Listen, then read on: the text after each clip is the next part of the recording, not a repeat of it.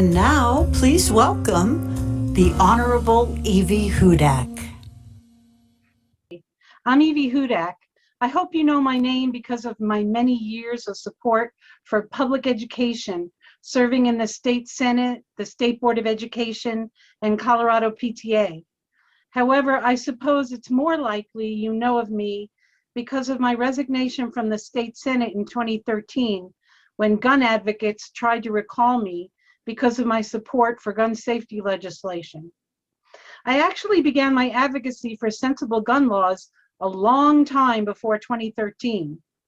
Almost exactly 23 years ago today, on June 1st, 1998, I was in a press conference on behalf of Colorado PTA with Governor Romer when he announced his support for efforts to reduce gun violence. Also with us were members of the Colorado Coalition Against Gun Violence, which I helped to form. This was, by the way, a year before the massacre at Columbine High School. But we were all organizing and speaking out because within the past year, there had been school shootings in Kentucky, Arkansas, and Oregon. At the same time, our state legislature had attempted to pass bills to loosen our gun laws. And it was a year after a police officer had been gunned down in a grocery store in Jefferson County when he responded to a shooting. It was also a year after Congress had failed to pass legislation requiring child safety locks, or a bill sponsored by Congresswoman DeGette to ban the sales of high-capacity ammunition magazines. Now here we are, 2 decades later, still grappling with many of the same horrors and issues. So many more students and teachers and families and communities have been traumatized. But change has happened, and there is reason for hope, especially in Colorado. After Columbine, our state passed a ballot issue requiring background checks at gun shows.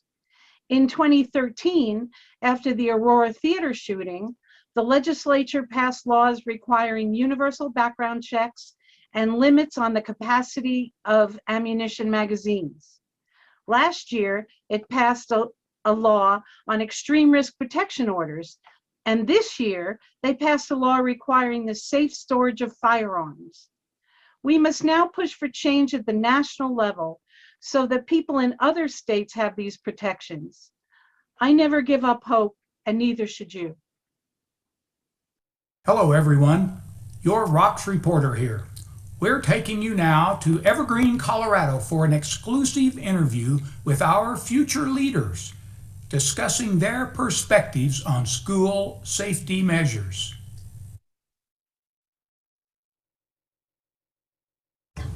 We're here today to interview a couple of youngsters from an elementary school. And why don't you tell us who you are and how old you are?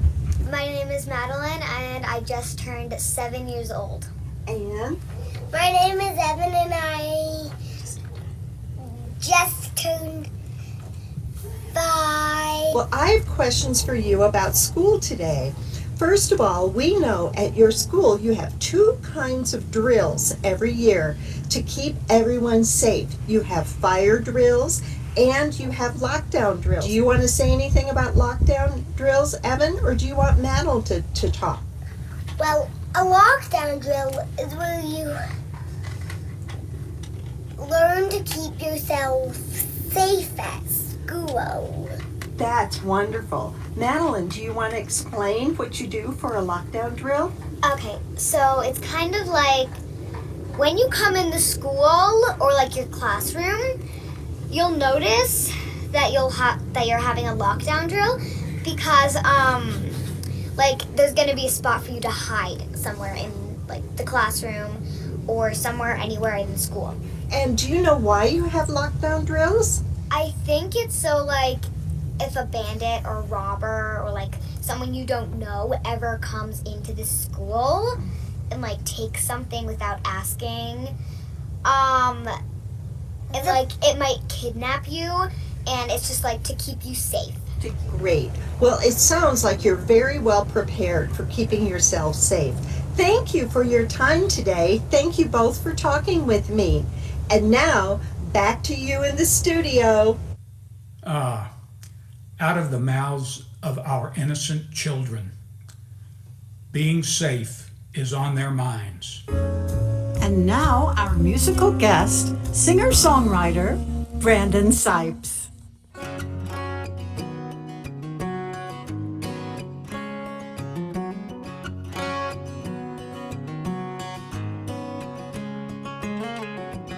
It's much too late tonight to argue with my patience wearing thin.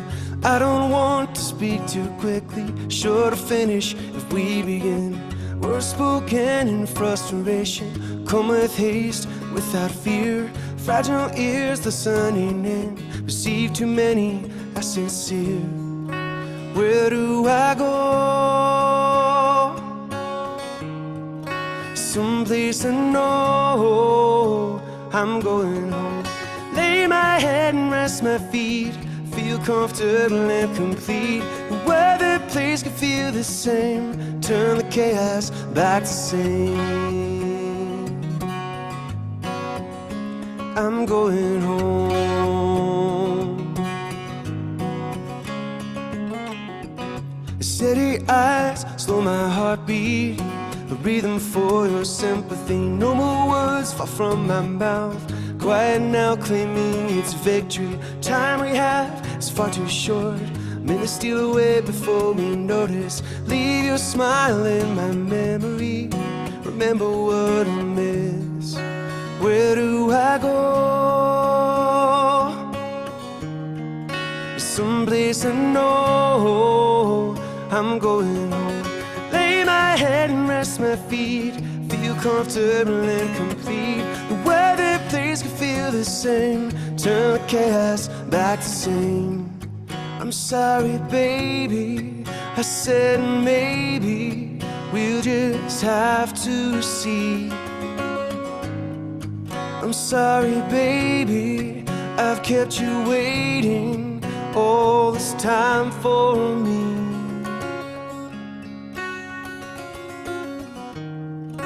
Where do I go? Someplace I know. I'm going home.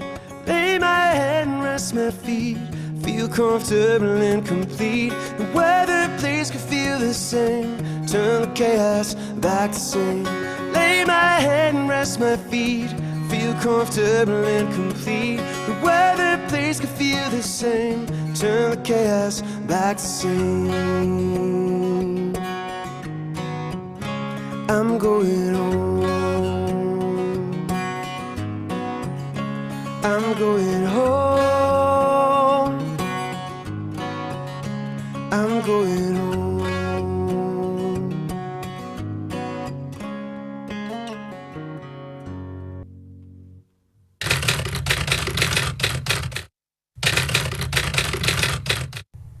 Thomas Hobbes, the 17th century English philosopher, wrote that in the state of nature, humankind has unlimited wants, yet desire limited resources. Because there is no law or authority in the state of nature, life, according to Hobbes, is nasty, brutish, and short. To solve this problem, Hobbes proposed the formation of authority and law, also known as government. But government is an imperfect mechanism and cannot always protect its citizens, and sometimes even needs protections from itself. When that happens, the people have a right to protect themselves. This auxiliary right was recognized by the Founding Fathers in 1791 as Article 2 of the U.S. Constitution and provides citizens the right to bear arms to protect and preserve their natural rights of life, liberty, and property. Now, some say that arms in the hands of those who are mentally unstable should be controlled. I believe we need to work on improving the mental health system, not limiting guns. Evidence suggests that only 3 to 5% of violent acts are committed by people with mental health problems. Regarding gun safety, it is the responsibility of the gun owners and no one else. Protecting myself and those I care about is why I have firearms. Given this goal, it would be silly of me to not take gun safety seriously. The increase in gun violence in the U.S. today demands thoughtful conversations, and any action should come from those conversations. Laws that disarm free men and women by their very nature strengthen the hand of government over people. Government control may well be the real safety issue here. I don't want your guns. Heck, I support humane hunting, and I understand that some folks want to protect themselves, their livestock, and crops. But don't tell me that millions of firearms in the hands of millions of untrained people constitute a well-regulated militia. A person's right to own guns does not supersede my right to feel safe.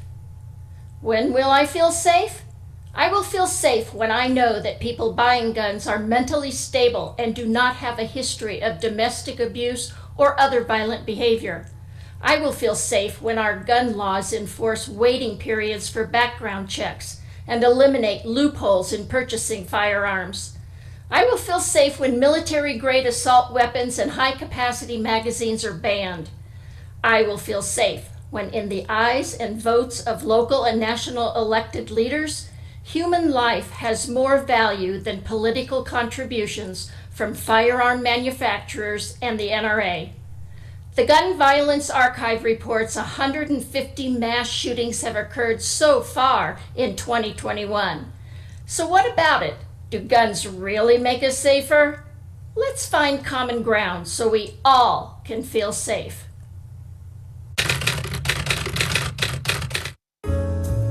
Please welcome Congressman Jason Crow. Hi, it's Jason Crow. I'm very sorry I can't be with you in person, but it's great to be able to join this event. Thank you so much to the folks at Rocks Productions, Sandy Alt, and all the incredible leaders for making sure that we are pushing this issue forward and continue to draw attention to gun violence.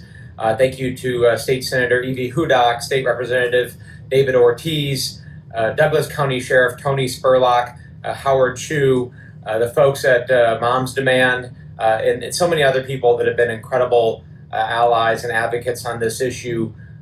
We have to just make sure we're working together and pushing forward on common sense gun violence prevention. You know, we are a community that has been incredibly impacted by gun violence year after year, time after time. From shootings in our schools to the gun violence on our streets to suicides within our homes. We have been impacted like so many other communities around the country. And what we also know is that it's a false choice between responsible gun ownership and Second Amendment and common sense gun violence prevention, that there are things that we can do that are supported by the vast majority of the American people, 90+% of the American people that believe in background checks and restrictions on weapons of war and other accessories that have been used in mass shootings. They believe in this because they know it's common sense.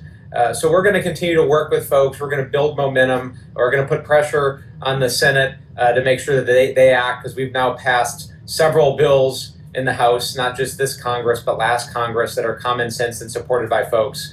But making sure we're keeping that pressure and attention on this issue is exactly what this event and the work that all of you put in day and night, week after week, month after month is really all about. So thank you for having me. Thank you for this work. And let's just keep going, folks.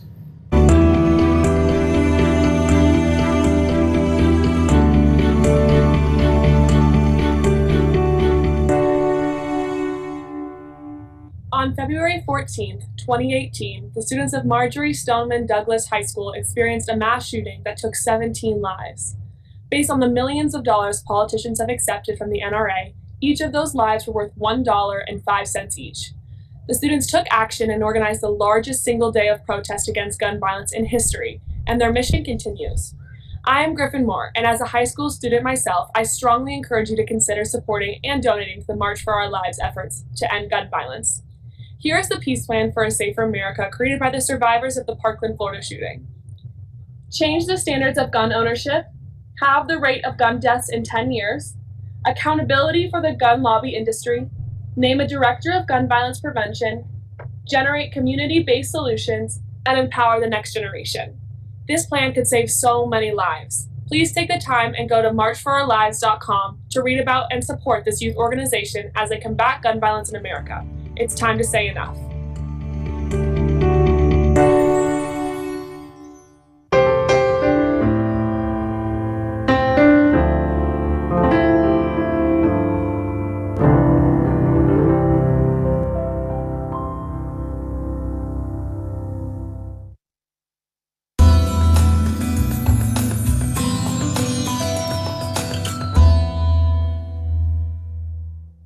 thank you very much, Sheriff Spurlock, for being on the show to talk about ERPO. Very important for our community to better understand what that is, how it can be used. When should a person report someone under the red flag law? The Colorado ERPO law, red flag, is really designed for extreme risk, and that's why it's called an extreme risk protection order. And that is really designed towards individuals who are having an extreme mental health issue. In cases where there is an extreme mental health disorder, an event or a breakdown, often these individuals become a danger to themselves or others. When a family member or a friend knows the individual's life, they know them way better than anyone else does, and they can't control that individual and provide protection to that individual, that's when you want to reach out for help. Talk to the professionals. You might want to call a mental health facility and try to get them admitted for treatment. Where the ERPO comes into place is often people who have this mental health disorder.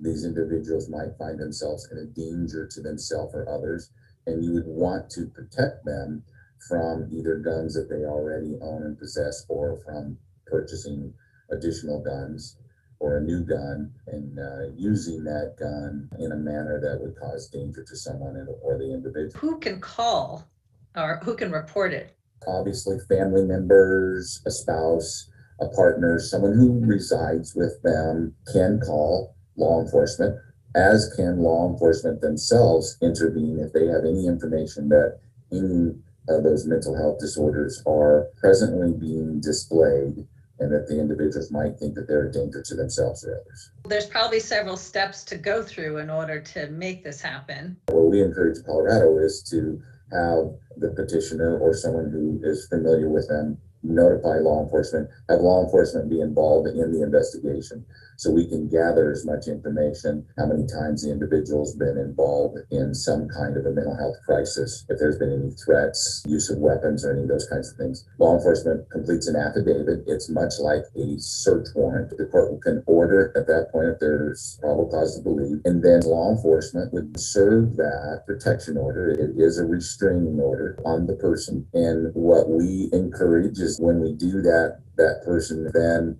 voluntarily admits himself into some mental health facility. The officers then work with that person or someone who is close to them to relinquish their weapons. We have a variety of ways to do it here. Law enforcement can take them. They can sign them over to a member of their family that accepts those weapons, and there's some regulations that require them that they can't just give them back to the person, or they can go to a safe storage facility. So it's not really confiscating them. It is not confiscating them. Okay. It's temporarily taking them for a maximum of 364 days. There's a hearing, and the judge then hears from the respondent's counsel, from the petitioner, and has all the information. And usually within inside of that time frame, the individual may or may not have been seen by a physician and or at some kind of facility that would evaluate them. And then the judge makes a determination, and then the judge at that point can order the ERPO, and it is good for 364 days. Often with extreme mental health disorders, if there is an act of violence, there is usually a suicide or a suicide attempt. That's tragic for everyone involved. And so I can safely say that the ones that we're involved with, we know they're successful because those individuals have not committed any crimes that they may or may not have been able to control. They're all alive, so there was no suicide, and they are working with their own care and treatment. So that is success. You're feeling that ERPO was working. I believe ERPO is working, yes. What would you say to people who are afraid to report their relative, somebody they live with, who they care about? They're worried maybe for their own safety. I always ask people, when you're afraid, explain to me why you're afraid. And almost always they will start with a story that tells the mental health breakdown of this individual, where it's clear that the individual is not capable of making good decisions for themselves and that they are at risk for themselves or others. Most of these people, they care for that other person, and it makes it very difficult. They are concerned about them, and they want to keep them alive. They know that the gun is an easy tool for them because they have participated in that. And I can tell you right now that ERPO saves lives. There's proof of it today. It's worth it to save someone's life. It's all about getting the message out. How can we be positive? How can we make change? What we need is a pause button. That's exactly what you're doing here. You're just taking that gun away from them for a short period of time so you can say, hey, you need some care and treatment. This is about saving them. We do it all the time from cars. We take cars away from people all the time when they can't drive right, or they're a danger to themselves, they can't see. This is like that. And I just encourage people that if you have someone in your life or you know someone that is having extreme mental health issues and you think that they're a danger to themselves or others, please act, please intervene, please call a professional for help, please call your local law enforcement agency and save a life. Well, thank you again. I really appreciate all you're doing.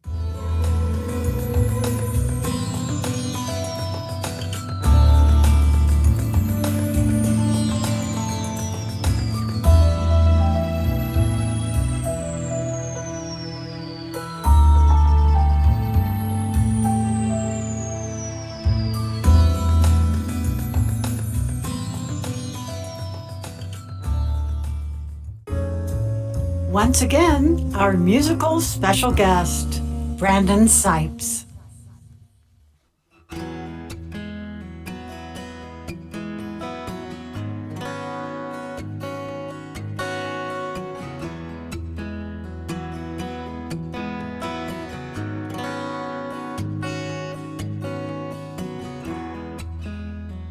Look up to the mountain and ask myself to try.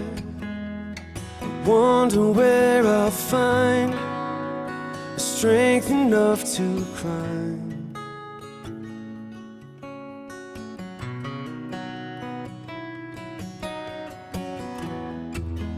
One foot before the other, up a path into the clouds.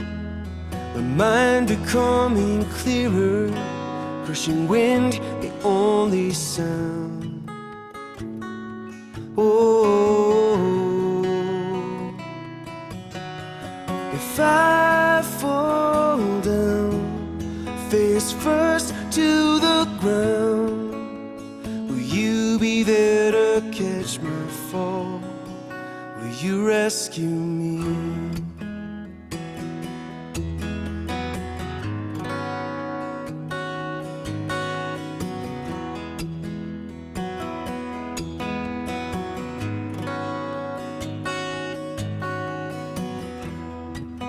Looking back to where I've come from, all the miles to remind of the need to breathe in deeper and watch for angels at this height.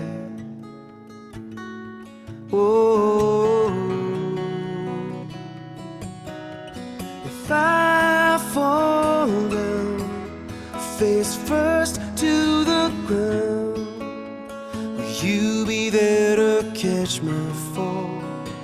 Will you rescue me if I fall down, face first to the ground?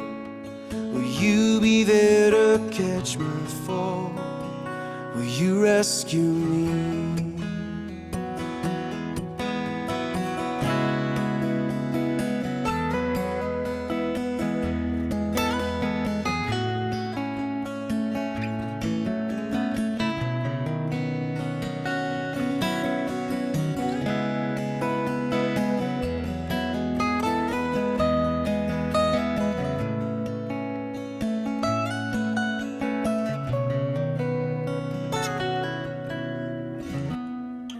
If I fall down, face first to the ground, will you be there to catch my fall? Will you rescue me?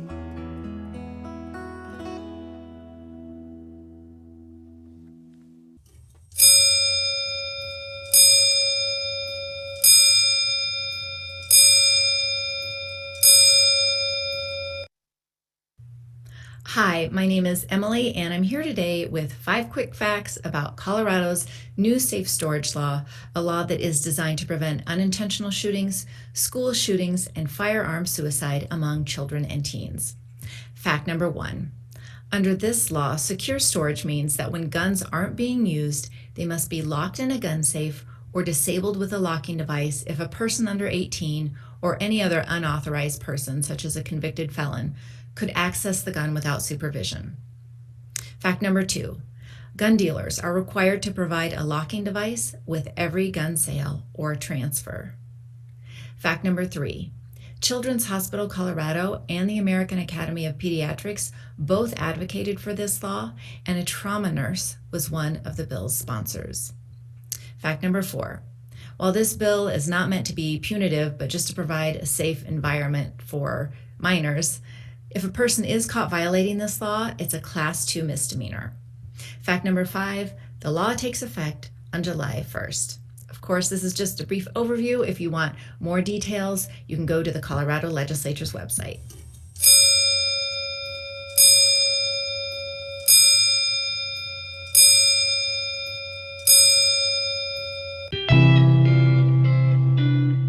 We want to present all reasonable points of view, so we asked our friend Ike McCorkle, retired Marine Corps officer, a gun owner and gun enthusiast, and candidate seeking to represent Colorado's 4th Congressional District, to represent responsible gun owners, ranchers, farmers, rural and reservation dwellers, and gun enthusiasts in a conversation about gun safety action.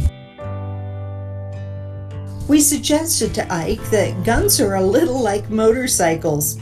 For those who target shoot, sport shoot, or like to go to the target range for fun. While both motorcycles and guns can be dangerous, they do represent excitement, and that sense of danger can be enticing to risk takers. Can we, as we have largely done with motorcycles, find ways to make guns safe in the hands of reasonable gun owners? So I've rode a lot of motorcycles, and I enjoy, the thrill that it produces. And firing weapons is similar in that it's enjoyable and there's an element of danger. And I think that's what makes it fun. But like motorcycles or like fast cars, when there's an element of danger, a risk involved, especially when that risk is to not just yourself when you race down the road in a car, there's a risk to the people around you. The same is true when you go out, you have a good day at the range. There's an element of danger involved. And so we've come up with some rules and regulations that make our roads safe for society and for the drivers of cars and motorcycles. So you can look at something similar when used, firearms and ammunition, and you can talk about rules that'll keep people safe. The bottom line is that we need to do it in a safe way that doesn't endanger our neighbors. And I think that's very achievable. What are some reasons that Coloradans might feel that they need to even have guns? And how about Coloradans living on our 2 tribal reservations? Are there good reasons to have guns? And if so, can we find a way for us all just to be safe? So in the eastern 22 counties, sometimes law enforcement or medical care can be an hour away with respect to response time. And so the Second Amendment is very near and dear to the hearts of the folks out in rural America. At the same time, it's every gun owner's responsibility to be that, a responsible gun owner, and ensure that, unless those weapons are in their presence or on their person under their direct control, that they're stored properly. Most gun owners 100% agree with that. Sometimes in a rural setting where somebody has a chicken coop being invaded by a fox, they might need to have that shotgun next to the back door so that they can get the fox out of their chicken coop. I mean, that is their livelihood. It's also what feeds their family. And when they walk out on that back porch and there's a few rattlesnakes, maybe they take that shotgun and dispense of the rattlesnakes as well. Then their kids are going to be safe playing in that backyard. We have to take into consideration the needs of folks in rural districts, folks that are on Indian reservations that have minute enforcement budgets, and that firearms are really the only means of protection and security for themselves and their family. We need to take all this into consideration as we pass legislation. When good gun legislation is lacking, it's not just the shooting victim who suffers. Everyone who knew the victim suffers. Ike, would you be willing to tell us about your friend who might have been saved by better gun legislation? One of my best friends, one of my mentors, Pete Helland, Marine Lieutenant, somebody that, I met in college at CU. He's one of the most sincere, one of the most intelligent, and the absolute toughest Marine that I served with. This is a guy who would, hike 20 clicks with his pack all the way through the hike, popping off, toenails tough. And then he'd ask you, what you needed him to do once you got to the objective. And that was Pete, 100% reliable, dependable. And like many of us, Pete struggled with depression. He was a human being in addition to being a Marine and an officer and my best friend. He had access, to firearms and ammunition. And even after, having demonstrated bouts of depression and suicidal periods in his life, unfortunately, there was nothing anyone could do about him having access to those weapons. Even though we knew it was a dangerous situation for him, Pete wound up taking his own life. He talked to me only 2 days, before, and he sounded really good. I think he might have already made the decision at that point in time. And so we have to be very aware of our friends and family and loved ones and ensure that they're safe. And, if we had good legislation in place, I think that Pete would still be alive today.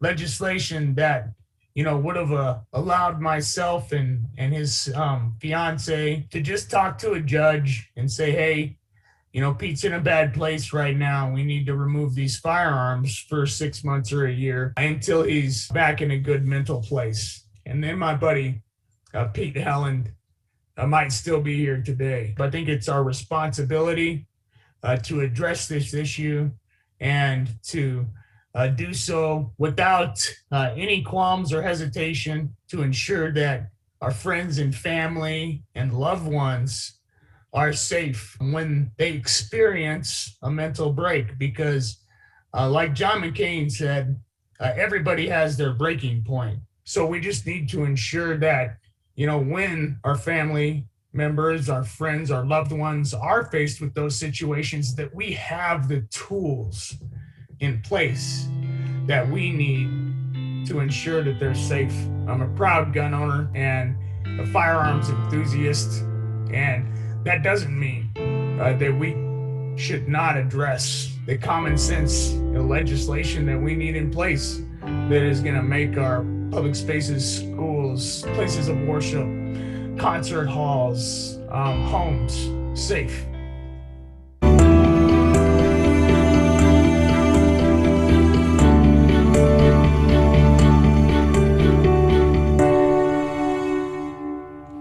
Hey there, Coloradans.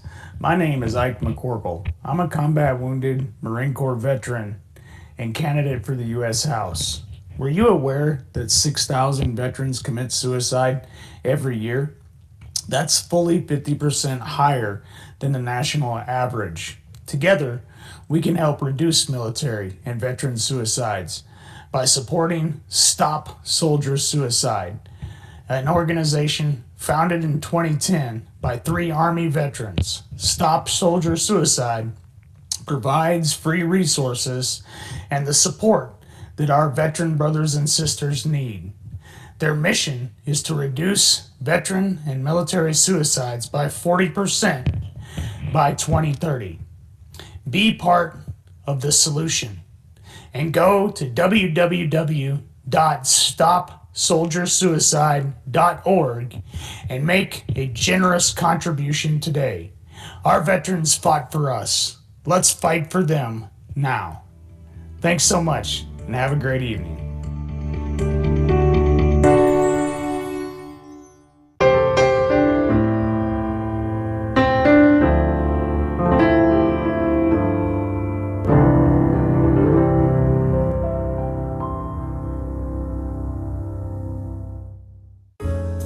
And now, please welcome Lorena Garcia.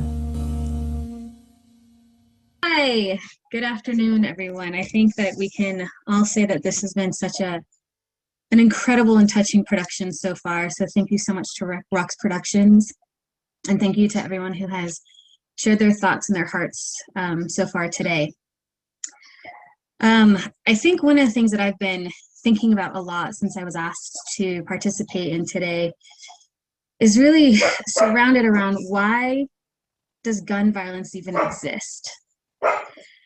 We have talked about legislation and we have talked about policy changes whenever there is a mass shooting, whenever there is something tragic that happens with guns, but rarely do we actually engage in, why does this happen? In my novice, my non-expert opinion and analysis stems from the fact that we are a violent country. We are a violent society. We were founded on violence. I'm so grateful for the service of Congressman Crow and for Ike, but we spend an enormous amount on our military. We fund inhumane actions across the world. We are an entity, we are a country that thrives on violence.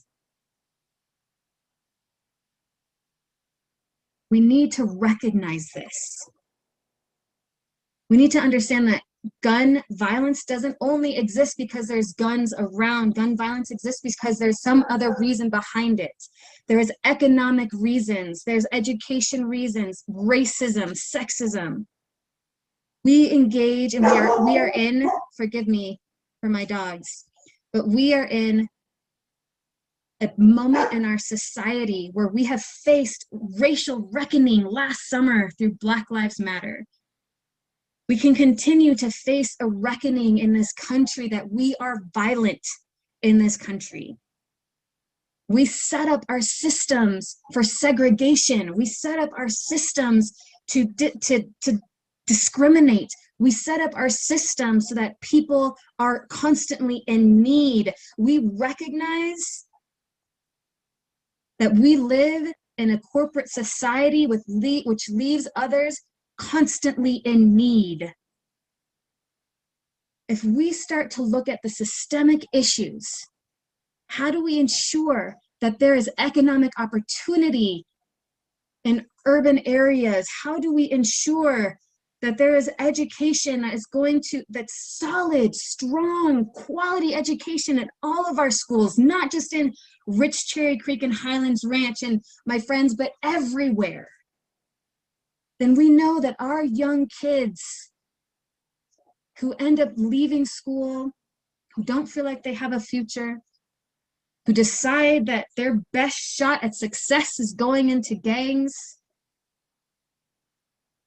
if we can help create a better society where our young people, do not have to revert to violence, all of these policies, all of these ideas that we have can actually achieve success.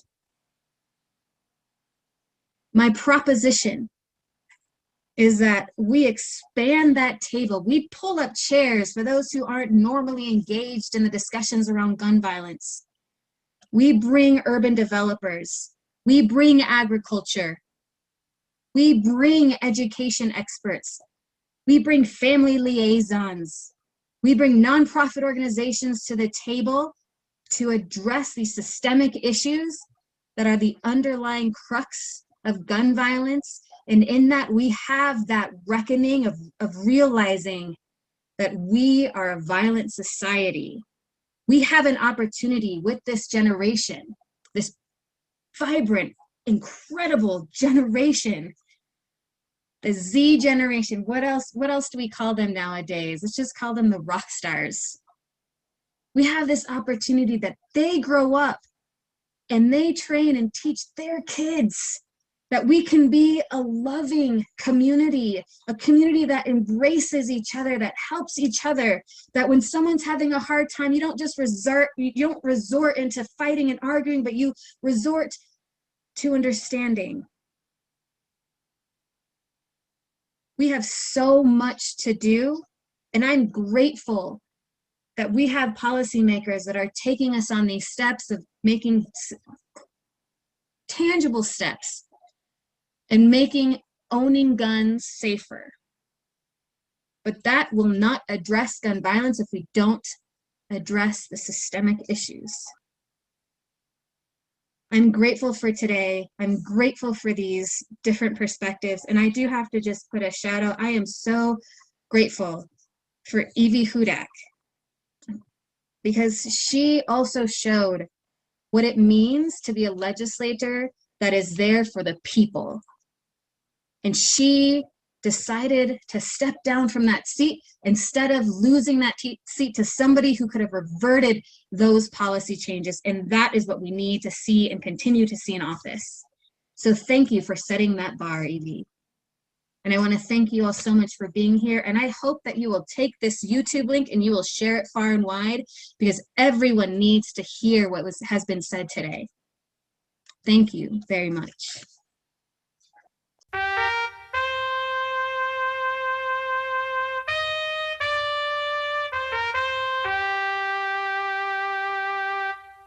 I cannot help but shelter you.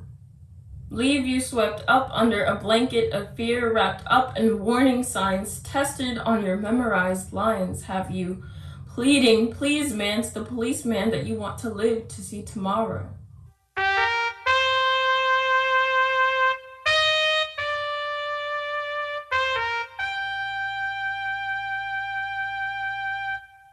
That you're tired of being followed or harassed and asked where you're going or what you're doing, but the system that's growing you had been brewing up a plan to place you in a warm, comfortable casket that has been waiting for you.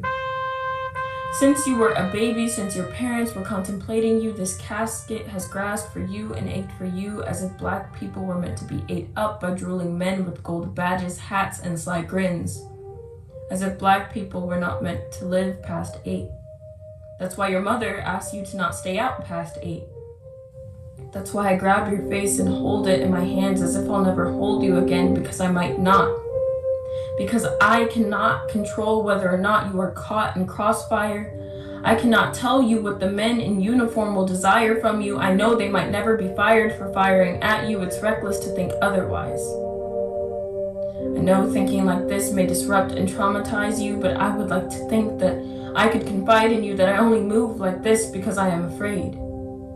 I teach you to move like this in case the court allows the body cam footage to play. You have died in front of my eyes and countless nightmares, and when the news comes on, there's a pit that rolls in my stomach.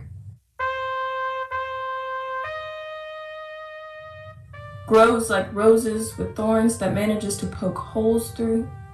See how many places the bullet holes are going through. Flesh grotesquely ripping open intestines, and as long as you come for me, you will not be treated any different than the way your skin handles the heat, and under sun, you glisten from summer bullets and rotten laws that have contained flaws before we developed a cause to keep you here. Hoping there is a better life I can give, I act like this and react this way because I want you to live.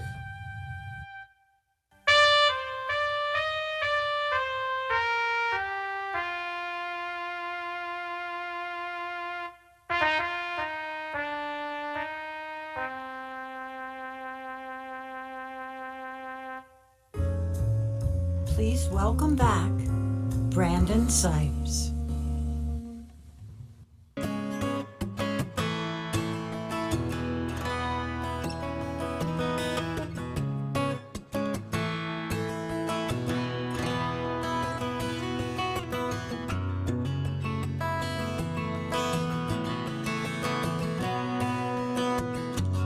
I'm the one with the weight of the world on my shoulder.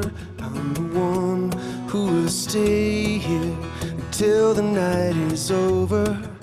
I'll never let you down, except to lift you up so much higher off the ground. 'Cause I could be a waste, I could be a beggar of your time, or I could be a saint, I could be the best you'd ever find. If you could only see that side of me. I'm the one with the straight and narrow voice of conscience. I'm the one who will remain fervently conscious. We'll make it through somehow.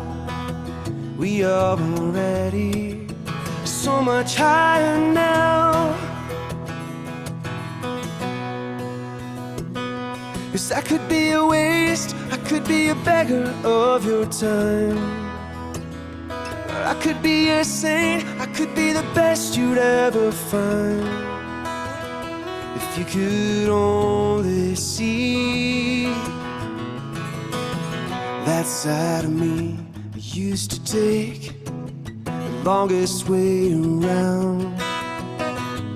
I was always lost, but never found. Used to remember all of my dreams.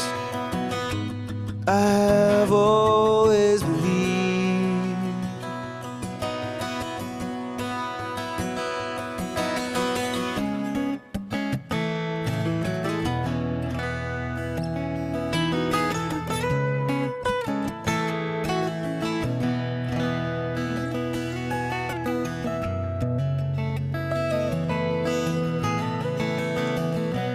I could be a waste, I could be a beggar of your time, or I could be a saint, I could be the best you'd ever find. If you could only see that side of me.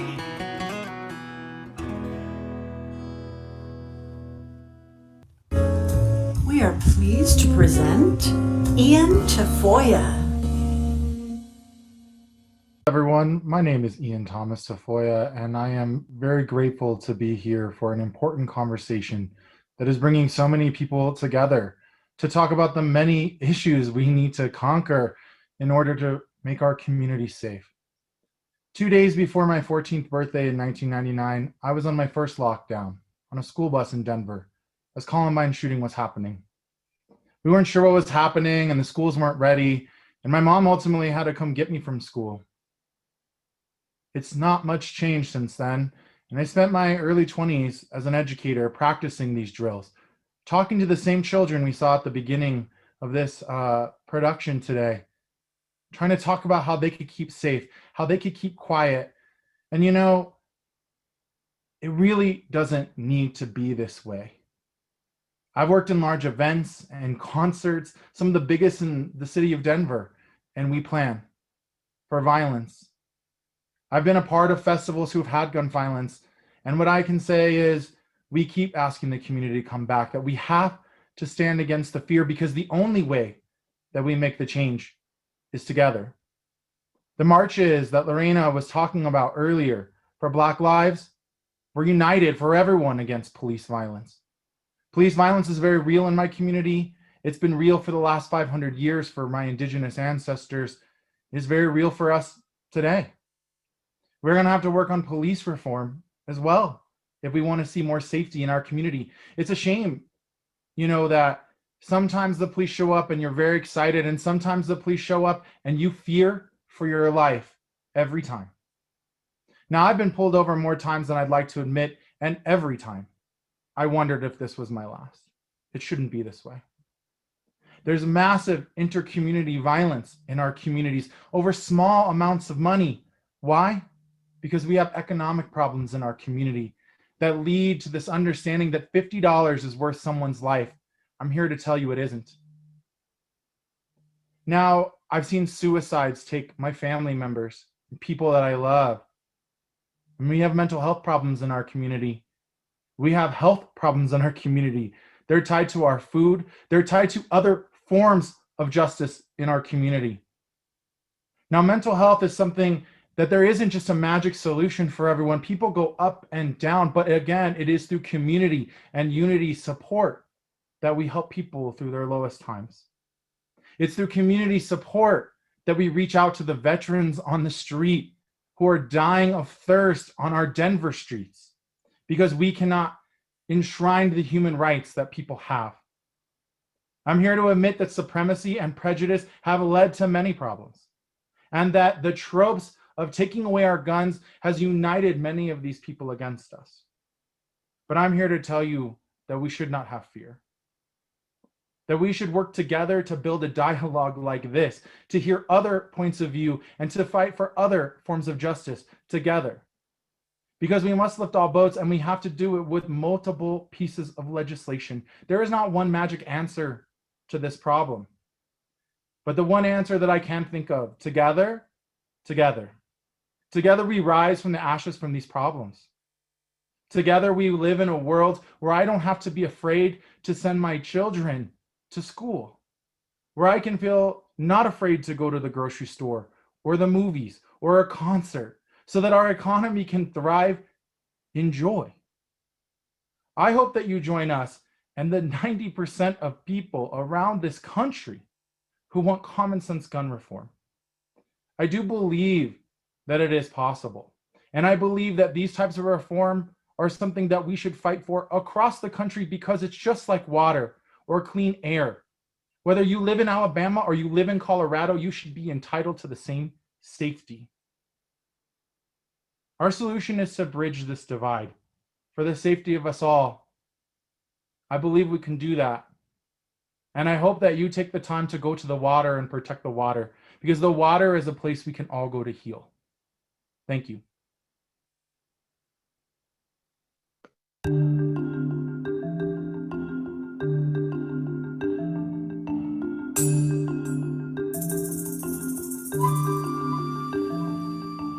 We need to talk. We all need to talk. But lately, it seems like we are having problems talking with one another. How can we de-escalate heated arguments, potentially violent confrontations, hardening attitudes, and hateful rhetoric that leads us to think of one another as the other?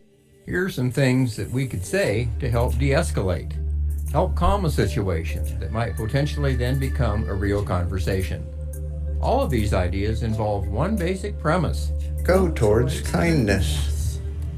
In a conversation that's heating up, try this. You might be right. We may not agree, but I'm glad that we're talking. I can see you're passionate about this, and that means it comes from the heart. So tell me more. I want to hear your point of view, and I hope you'll hear mine. And then let's see if we can find some common ground. Can we start over? I think we rushed to our opposite corners. Maybe we can meet in the middle on a few things if we keep talking calmly. I feel as strongly about this as you do.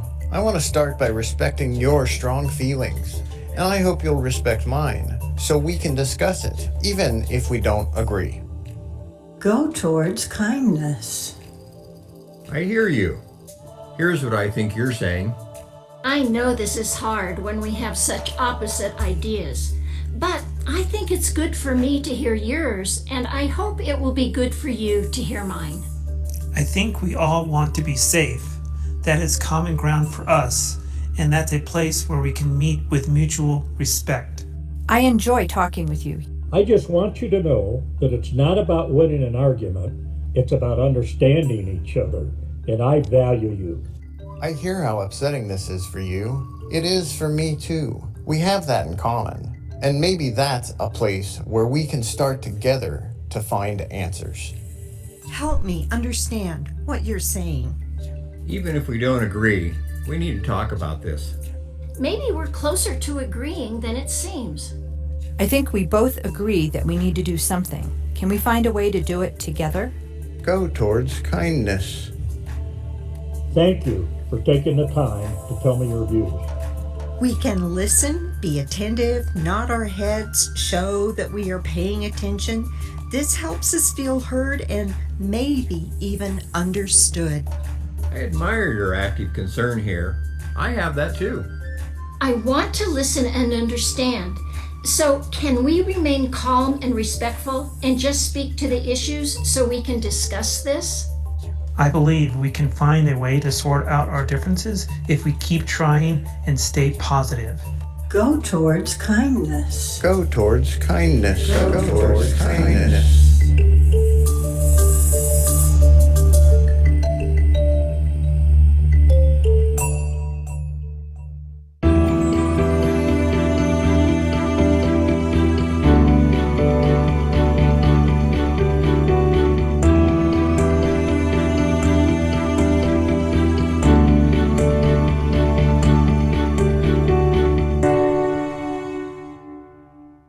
It's our honor to present, all the way from France, Rabbi Wally Carranza. Welcome to my home. I'm Rabbi Wally Carranza. I'm the rabbi of the Hesed Jewish community here in Auch.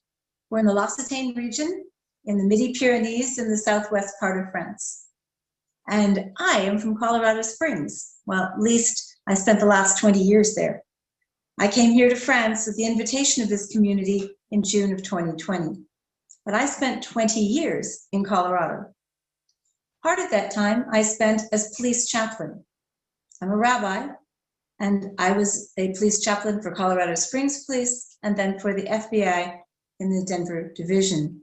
And I am a police chaplain here in Auch and training police chaplains throughout France as well. And that puts me in a different perspective because I ride with police officers. I spend time with them, and I know they're afraid. They leave the lineup every day afraid, and they don't want you to know that because it's not sounding real tough, right? But they are in the States. And that was the difference I noticed when I came here. They're not afraid, at least not in places like this, where the guns that are owned in an area like this in the Southwest are owned for hunting. People don't own guns in their homes. It's not legal in France first, just to carry a weapon. And it's just not done, and it's not common. And so police officers aren't afraid. I have a common sense solution that I've told my own children. Don't put your registration in what police officers call the gun box, the glove box, because every time someone reaches into that when pulled over for a traffic stop, the officer's afraid. They're afraid that a gun is going to be pulled out. I know because I stand on the other side of the car, and I'm afraid too. So put your registration on the visor. You just take it down, hand it to them. My son did that. I'm the mother of 3 black kids. They've learned well that driving while black can be dangerous in America. My son was pulled over as we were driving to Texas last year. You know, those long roads in Texas where the only thing you're going to kill is an armadillo and who really cares? So he was pushing it down a little. I was asleep in the next seat, passenger seat, and he was pulled over. The officer came up to the side and he could just grab it from here. No reaching into a gun box. Now also he managed to tell the officer very quickly, "Hello, sir. Who is your police chaplain? I wonder if my mother, that's the one asleep right over here, the police chaplain, I wonder if she knows him." You can get that into any conversation. It's important to do those things that make you safe. And that's a simple little thing, but it saves lives. Things we do save lives. I'm not opposed to all guns, but isn't it odd that if you want to hurt yourself or someone else, that's the criteria you meet for a mental health professional to admit you to the hospital for 72 hours on a hold, 48 hours in some states. Wanting to harm yourself or someone else.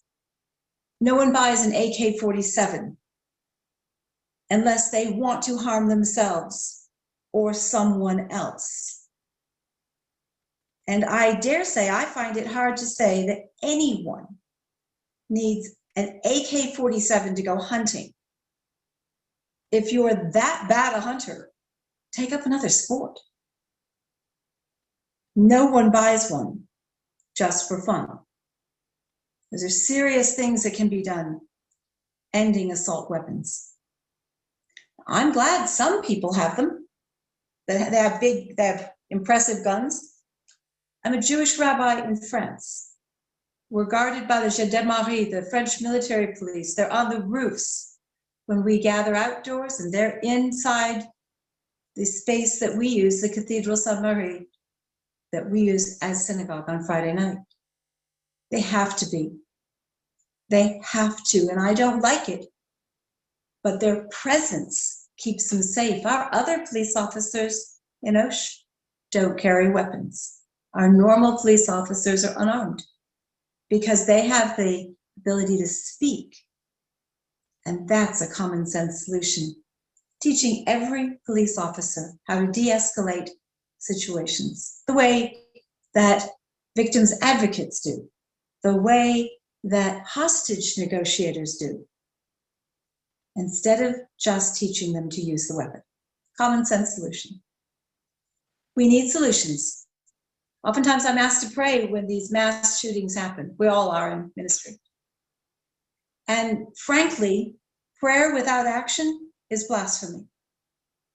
We have to be ready to take action. So tonight, as we close, if you join me in a prayer to whomever it is you lift your heart to God, to Spirit. Close your eyes, take a few breaths, and let's think about the actions we need to take if we're going to pray, or maybe we don't. Master of the universe, God of all creation, Spirit within us, by whatever name we call you and however we know you, I, your servant, come before you. I call you Adonai. Adonai, let me pray no more. Let me pray no more if I'm unwilling to act. Let me pray no more. Because then my prayer, if I'm unwilling to act, that prayer meant to call my heart to courage and call my mind to reason, is lifted up. But it's never expected and never allowed to descend from the heavens into my life. So let me pray no more. If I fall to my knees before you, begging you to do something, pleading for an end to the violence, beseeching the one alive long before my heart beat, crying out for solutions, for your intervention, for peace, but I refuse to be peaceful. I refuse to be your instrument. I say, not this time, no, I'll get to it later, or why me, or not yet, I'm not ready. I'm absolutely not ready to do anything yet, but I will be. Or my favorite, I know we're chosen, but could you choose somebody else this time?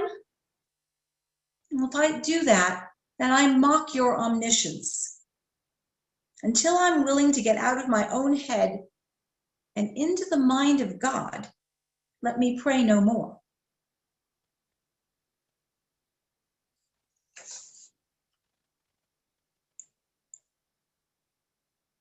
Because within me, within all of us, is a pull, a drive, a call to want to change what is wrong, to comfort those who mourn because change did not come soon enough with the only prayer mourners need, the prayer that ensures no others will mourn while we stand idly by, acting as if you can't change everything through us.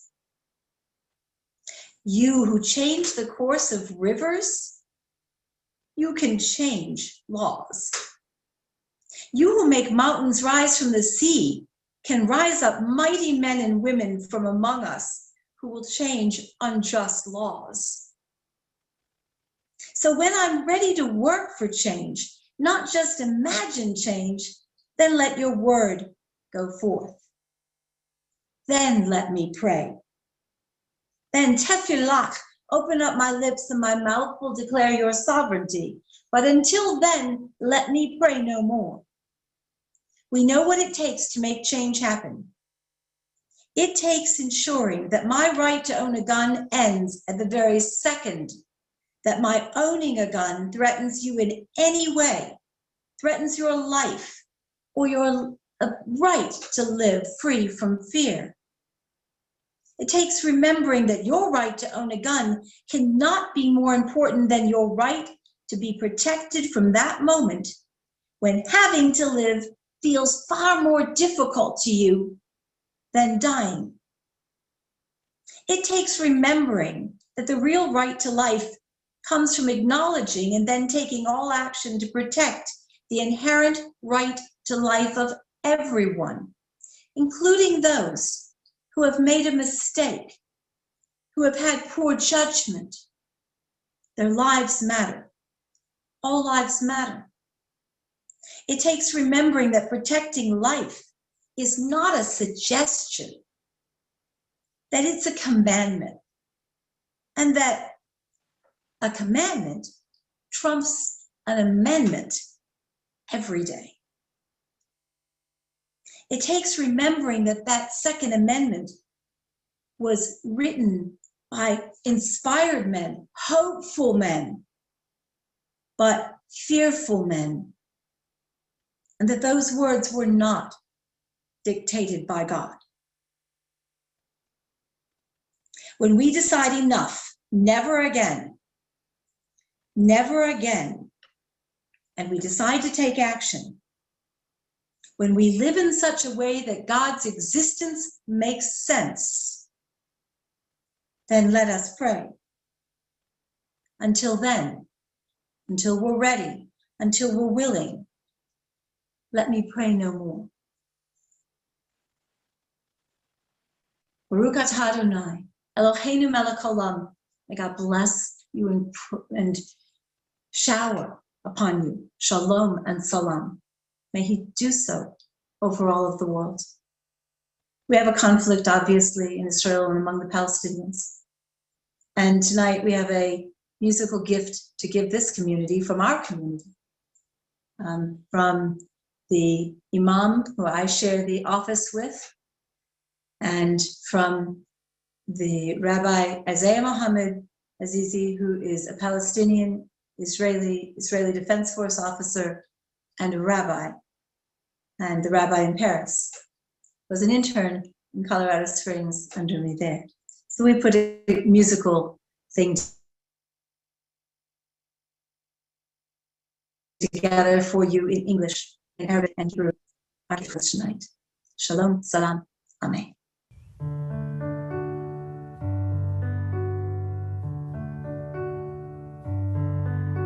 I heard there was a secret chord that David played and it pleased the Lord. But you don't really care for music, do ya? Well, it goes like this: the fourth, the fifth, the minor fall, and a major lift.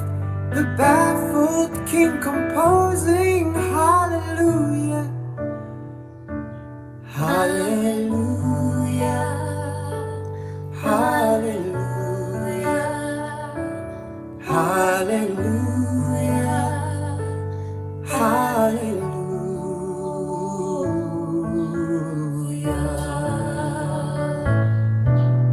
לפני שבאת כל כך מזמן, חייתי פעם, ישנתי כאן, הייתי גם בודד וגם נגוע.